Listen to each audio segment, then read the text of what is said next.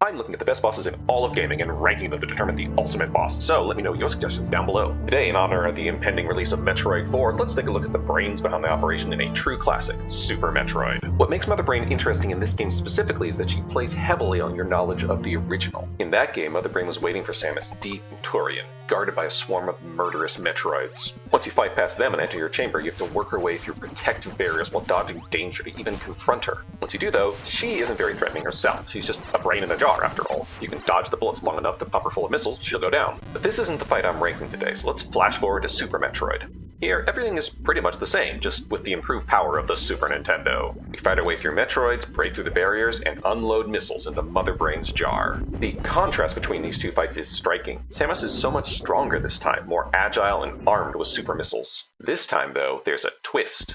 This time she has a backup plan. This time, as Mother Brain's enclosure collapses into the ground, it arises once more with a freaky biomechanical body straight out of an H.E. Geiger painting. He has a grotesque bulbous body made of brown flesh and a gaping maw of slobbering drool. It's a great twist, especially if you have played that first game. The real question is it a good fight? The thing about this boss is it is fundamentally a story boss. Super Metroid isn't exactly heavy on the story, and that works to its benefit. This fight is the climax of that story, and not just because we're fighting the big brain again. It's also a scripted boss. Once Samus has done enough damage, the big brain will unload on her, and right before the killing blow, Samus is saved by a Metroid. This is the very Metroid Samus rescued back in Metroid 2, now grown up.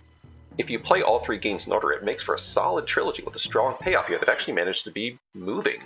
In its last act, this Metroid gifts the power it siphoned from Mother Brain to Samus, and from this point, Samus is powered up with a rainbow beam that completely wrecks Mother Brain. From here on, this fight is really just a victory lap. Now, scripted boss fights can be tricky to do well. If you're too heavy-handed, it doesn't feel like a real challenge. Mother Brain can be challenging if a player has a low collection percentage. In that sense, the game really reinforces its collection mechanics. If you're loaded down with missiles and health tanks, there's not much that can stop Samus.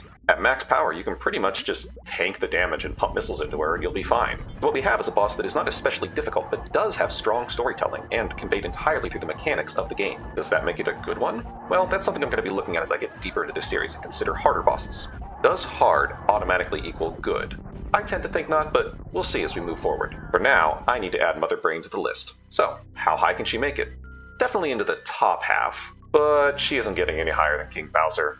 I think I'm good with that. It's a memorable fight that builds on what came before and conveyed its story entirely through gameplay. That makes it good enough for me. Okay, I am just getting started here, and there are a lot of bosses to look at, so I want to hear your suggestions. Drop them down in the comments and like and follow to see more. Next time, we're switching sides of the console war to look at another classic boss.